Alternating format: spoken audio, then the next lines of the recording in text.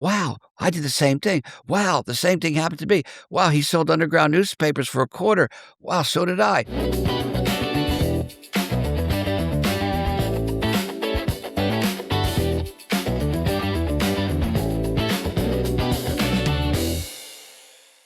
Hi, everybody. I'm Todd Dankin, and welcome back to another episode of Becoming the King of Pot. With me, as always, is the King of Pot, Bruce Perlowin, my handsome and infamous cousin. Bruce, welcome. How's it going? Thank you, Todd. It's going great. I'm especially excited today because we have a really dear friend and Steven Kalish with us today, and I can't wait to hear his story again. Yes, I agree. But before we get to Steven, if you are watching us for the first time or the 100th time, please smash that like button. Please smash that subscribe button. It helps us here with our quest at becoming the King of Pot. So, Steven Kalish, the gentleman smuggler, welcome to the podcast, sir. Thank you, Todd. It's a pleasure to be here.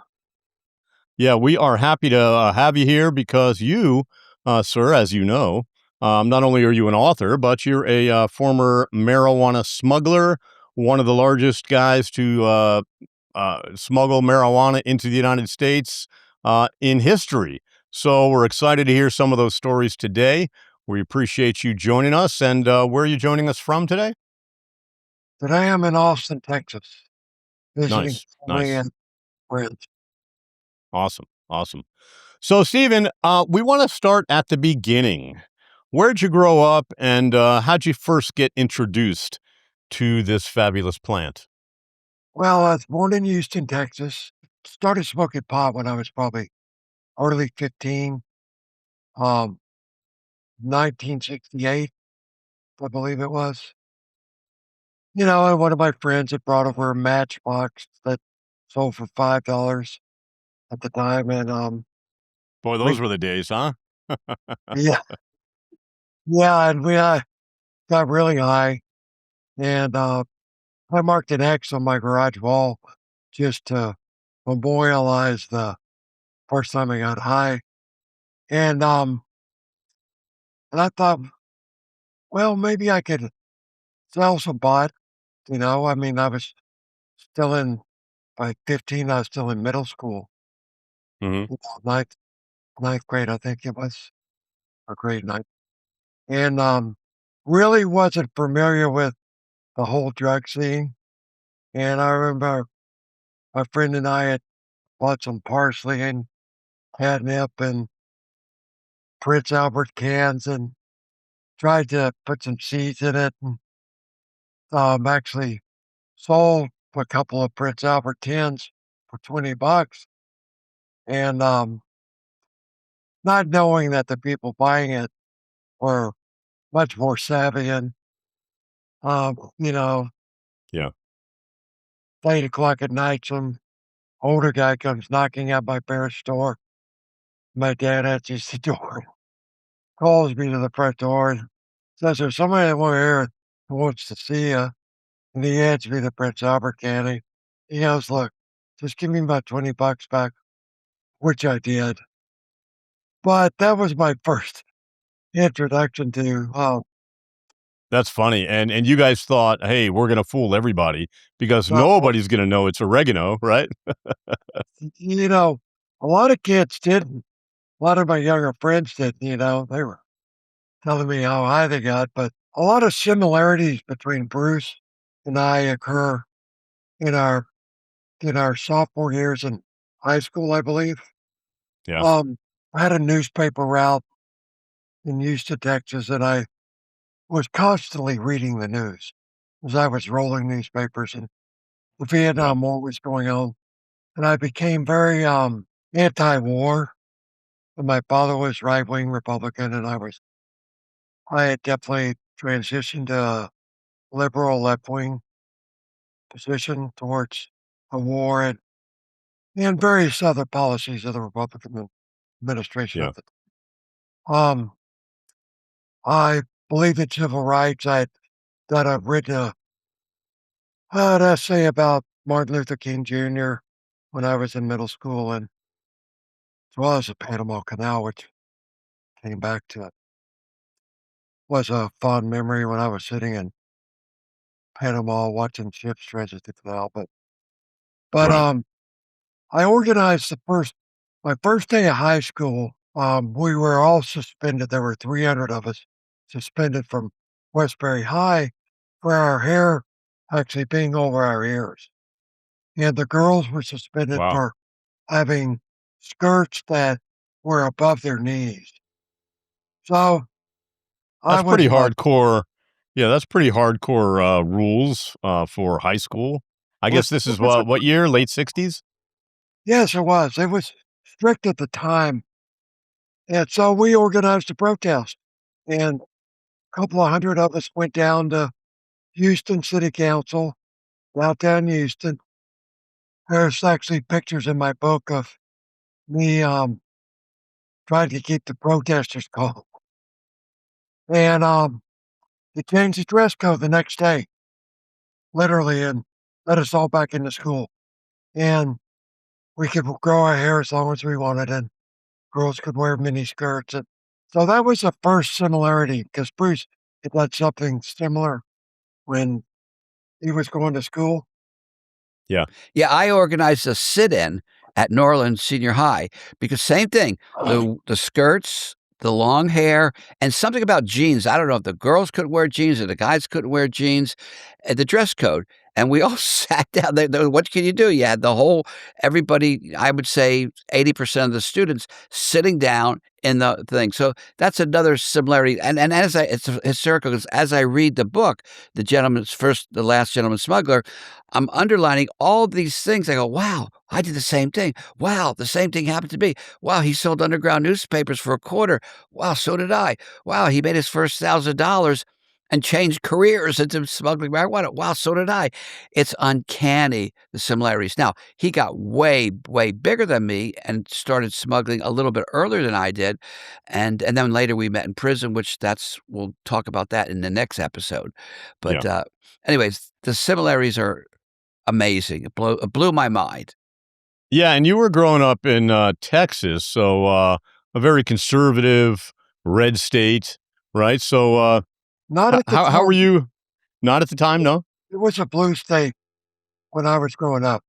You know, um, we had Lyndon Johnson as a senator. We had Lloyd Benson, and it was a blue state. And Yeah, I spent my first 14, 15 years in Houston, Texas, but spent all my summers in Austin, Texas, which with my granddad who owned a wrecking yard and who was an outlaw at heart, which is probably where I picked up a lot of my um, outlaw ways, to say to speak, to say the least. yeah, At least, at least the propensity for crossing the line. yeah, And when I was 15, I left home.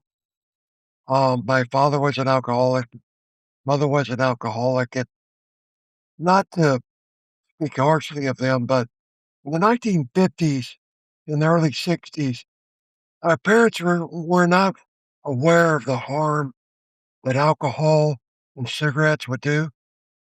They didn't realize alcoholism was such a even a thing, right. such a terrible Yeah, disease. So I had left Houston, ran away with my first love. I've been friends with for 55 years.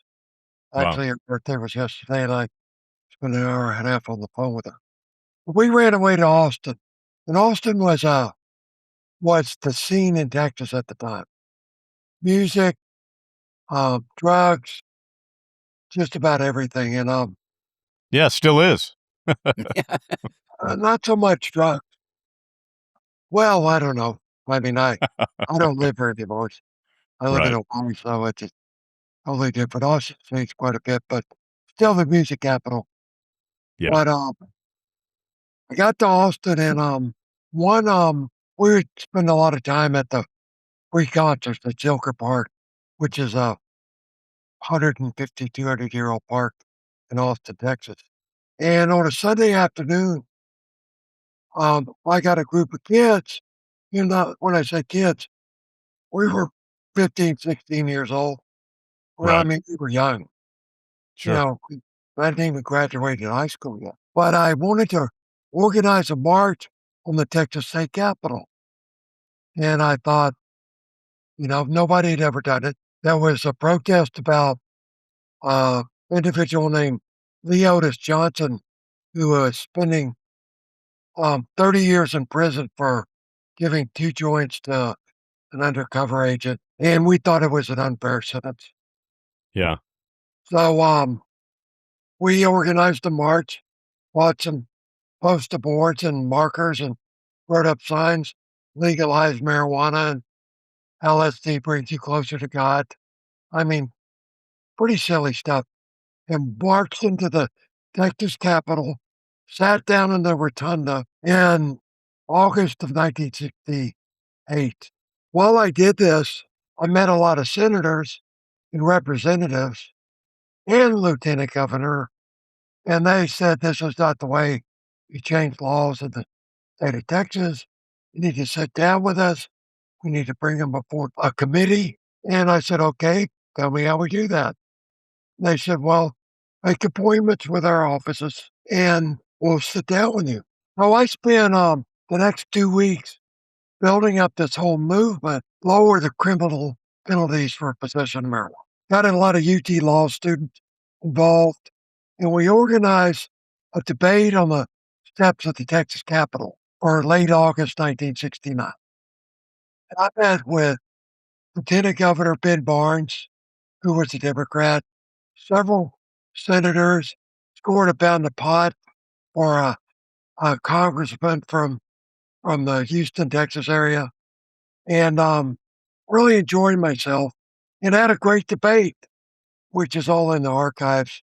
This was in August 69. So in the next session of the Texas legislature, they actually changed the penalties for possession of marijuana in small amounts to a misdemeanor from a Class C felony, which, we felt that very proud to be able to achieve that kind of result in 1969, 1970. But during the debate on the steps of the Capitol, I was given a note by one of the attorneys, ACLU attorneys, that had joined our little group, and he informed me that I was going to be arrested by the Department of Public Safety Intelligence Division for possession of marijuana. We were being very careful at the time because we knew we were under surveillance. But I was told that I was going to be arrested and that I didn't have drugs. They were going to plant drugs. So we packed up our bags that night, and me and one of my good friends, Chuck Bywater, hitchhiked out to Los Angeles, the Sunset Strip, on our way to San Francisco, but didn't get past Sunset, Hollywood. Right. Well, let's back up a little bit. What drew you, do you think, to this activism, to really create these protests and, create this debate? What drew you to that? Two things. One, I was very well read, and I'd been reading all the nonsense in the newspapers because I'm having a newspaper route. You're constantly reading about the newspapers, and one of the headlines in the Houston Chronicle was number of dead of Viet Cong, regular Vietnamese and U.S. troops. And, nothing seemed congruent or it just seemed off to me. And the music, there was a lot of music in the 60s that were saying an entirely different thing. And one thing in particular, it sounds ridiculous, but we went to saw we went to see a movie called Wild in the Streets, called which was about a character named Mad Max, not Mad Max, but Max Frost. And he actually becomes president of the United States, lowers the voting age to 14, and changes the whole demographic of the United States. Anybody over 35 is locked up in the detention camps, and everybody is forced to take LSD. Just that level of civil disobedience. Oh, the other thing is, I read a book called Soul on Ice, and a lot of my reading was very left wing reading. Martin Luther King, reading up about him. So I had this innate civil disobedience. So I felt the marijuana laws were wrong. So I said, I'm going to do something about it. And if I can't get it legalized, then I'm going to smuggle it. I went out to Los Angeles with literally $10 in my pocket, was living on this $35 a week motel called the Summer Motel off of Sunset Boulevard, which was a famous motel. I mean, Dustin Hoffman lived in it, and a lot of aspiring actors that lived in the same motel, but it was a dump when I lived in it. $35 a week, selling LA Free Press. Bruce was selling a different paper. I was selling LA Free Press for a quarter and making a dime or something. Which And was, is that a paper that you created, or that was just that was a paper that existed and that was just your job? it was a left wing publication Got it. talking about, things going like the Nation magazine that was published much later on, but the LA Free Press. So, it's a way to earn some money. And Yeah, you only had $10 in your pocket, but you needed 35, right, to stay in the hotel. I mean, I actually did some panhandling, and I mean, it was rough.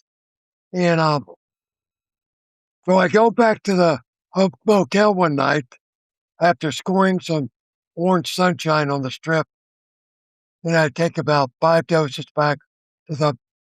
I take my dose, went back to the Selma Motel, and nobody's there. My 4 or 5 friends that are sharing this motel with me, I found out much later, have been arrested for violating curfew. We were all underage. Yeah. So I'm here in this seedy hotel in North Hollywood, out of my mind on 2,000 micrograms of orange sunshine, which was not one of the better acids in my experience. Right, and for those of you who don't know what orange sunshine is, that was, an acid or LSD, right? Yes, it was an LSD in a really high dosage, whereas today your average dose is 200 micrograms. Well, back in the 60s, we were at 2,000 micrograms Wow, because that's a big nobody trip. really knew what the tolerance was. Sandoz Labs, who invented LSD, had a pretty good idea, Yeah. and that's where Timothy Leary came in.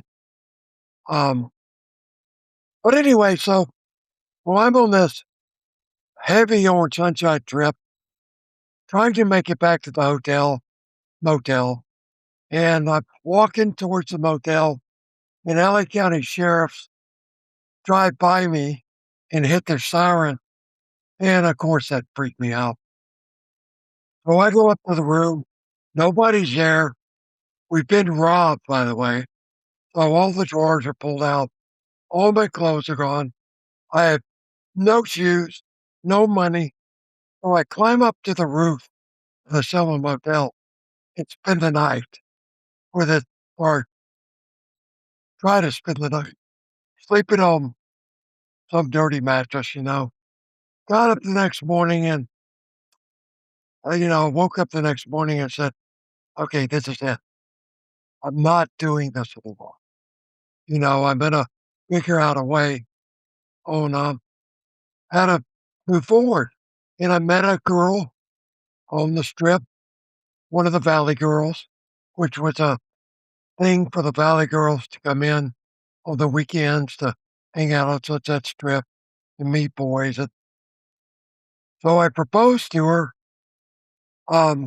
if she would front me $100, um, I would split my profits on whatever marijuana I sold. And so she did. And I bought $100 worth of pot, broke it up, sold it, bought more and more, made $1,000, made a couple $1,000. And then I And where told do you her, find pot? You're a new guy, you're in Los Angeles, you don't know anybody. And how do you score $100 worth of pot and then more and who are you selling it to? um, the Valley girls, all the kids coming in from the Valley, anybody on the strip, there's a place to buy drugs, whatever you were looking for. I Yeah, mean, the primary drugs at that time were LSD, um, marijuana, and phenobarbital, reds, which right. which I was never actively involved with. But a lot of my friends were taking them, which made them stumbling idiots. But you know, so and I found a connection on the strip, right? Found my connection on the strip for pot, and after I'd made a couple $1,000, and the girl, my Valley girl who I was dating, had made a couple $1,000. Um, I actually said that's it. You know, we're ending our partnership, and I'm moving on. Well, I had met another friend of mine named Kevin, who had a connection for LSD up in Berkeley, and it required us flying at 16 years old. He was a couple years older. Yeah, Wasn't a very reputable guy, but you know, I was young and dumb. sure. So we flew up to San Francisco, took a cab over to Berkeley, and I bought a couple of hundred hits of some really, really, really good Osley LSD. And Osley was worked for the Grateful Dead. Also made some of the best acid in the world for a long time. So I was buying, top grade LSD and flying back to the strip. And I had recruited a number of different youngsters my age to help me sell it. And I'd buy it for $1 and sell it for $5, which is another similarity to Bruce, which I'll let Bruce speak about Yeah, briefly. those are good margins, I tell you what. In Florida, it wasn't quite that good of margins. By the time the LSD got all the way across country to Florida, I was buying it for $6 to $8 a tab at 100 at a time and selling it for $10 to $12 a tab at the bowling alley. I'd go into the bowling alley trying to be low key, and everyone in the half the bowling alley playing pool. It was a pool table on the side of the bowling, of the pool room, would beeline it towards me. And I'm trying to be nonchalant and go, "Oh my god, this is not very nonchalant." So, but literally at the door or outside the door, sold a whole 100 tabs. So that was Yeah, another that's crazy. similarity. We both sold LSD. Now, of course, and went on to be both of us giant smugglers, and he's going to get to the largest load in U.S. history. But it's interesting to note this young kid, what he's doing now, evolves into bringing in 300,000 pounds at one time on a barge, but I'll Yeah. turn that back Well, over to don't Steve. skip ahead. Don't skip ahead. We're moving on down the story.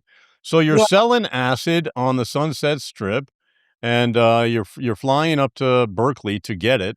So what happens next? Um, so I made thousands of dollars, and I'd got my own place in Hollywood, and And I you're a was young kid, so thousands of dollars, that's a lot of money. So you're feeling kind of rich. 1979. I think Bruce calculated, you know, $1 is worth $7 in today's Yeah. numbers. But I had flown up to Berkeley and then bought 500 hits, and flown back to LA, taking a cab to the strip, and my connection who turned me on to the people in Berkeley, came up to me and said, "Look, if you're holding, you need to give me whatever you're holding." And I said, "No, no, I'm leaving the strip. I'm going home with my girlfriend." And he said, "No, Steven, you got to listen to me. You gotta, you gotta give me whatever you're holding." Well, he'd obviously ratted me out. And as soon as I stepped off the strip on the La Brea Avenue, I got arrested, charged under my alias. I was 16 years old at the time, turned 17 in North Hollywood County Sheriff's Jail. They put me in as an adult, put me in a holding tank, kept me there for the weekend. A couple of detectives came back on a Monday to interview me, asked me who my connection was. I said, "Look, I'm not telling you anything." I said, "But I will tell you this. I'm only 17 years old. I had my birthday on Friday night when you arrested me." And they said, "No, you're lying." I said, "No, I'm not. I'm not lying." Oh, my father, who was not particularly enamored of anything I'm doing at the Sure. time. Sure. After the protest in Austin, he pretty much was done Oh, with yeah, me. you're the black sheep. You're out there protesting on the Oh, steps of the God, my Capitol. whole family. Anyway, so they called my dad, and surprisingly enough, my dad says, "My son is 17 years old. He just had a birthday. And if you're holding him in the drug tank with adults, I'm going to sue your ass." So, well, they moved me to a private cell, bring me a steak dinner, baked potato salad, and hoping they're not going to get sued, right? And they sent me to juvenile detention, put me on a plane back to Texas, and I arrived back to Houston, Texas, and I'm 17. So I decided I wanted to finish high school. So Yeah. you know, I take advanced courses at the best high school I could find in Austin, and I take my junior and senior year. Or before I could go back to high school, I had to get a job, and I got a job. And with every job I ever had, eventually the supervisor or manager would come to me and say, "You got a real knack for this. If you really stick with it, you could be running this place." From my first job as a newspaper boy to Jack in the Box to Kirby Building Systems, and that was the last job that I had. So at Kirby Building Systems, my car breaks down. I say, "Fuck this, I'm done. I'm done struggling. I'm done being hungry. I'm gonna go back to high school, but I'm gonna start selling pot." Well, I moved in with a couple of girls who were 2 or 3 years older than me, who had a great connection, and I actually had a distribution network through my friends in Houston, and I started with him fronting me 25 pounds, and then I 50 pounds, and then 100 pounds. So I started making a lot of money and actually going to high school. I wasn't selling pot in high school. That was my extracurricular activity. And from that, I transitioned. I finished high school, went to UT night school, and one of my roommates at UT night school was friends with a gentleman named David Brown. And David Brown's father owned a company called Brown Oil Tool, which was a service supply company for all the oil drilling in South Texas. And they owned thousands of acres on the Texas border, and he had a great connection in in Reynosa, Mexico, across the border from McAllen, Texas. So David introduced me to his connection, Mario, and David had another Mexican that owned property on both sides of the Rio Grande. So I met him as well, a guy named Jose Trevino, and his father owned a poker farm opposite his farm on the Rio Grande. Well, looking up at the clock on the wall, looks like we are running out of time. So we're going to have Steven Kalish, the gentleman smuggler, back to finish his stories and then learn what happened when he met up with the King of Pot in prison. I'm Todd Dankin. He's Bruce Perlowin, our special guest, the gentleman smuggler, Steven Kalish. We'll see you next time right here on Becoming the King of Pot.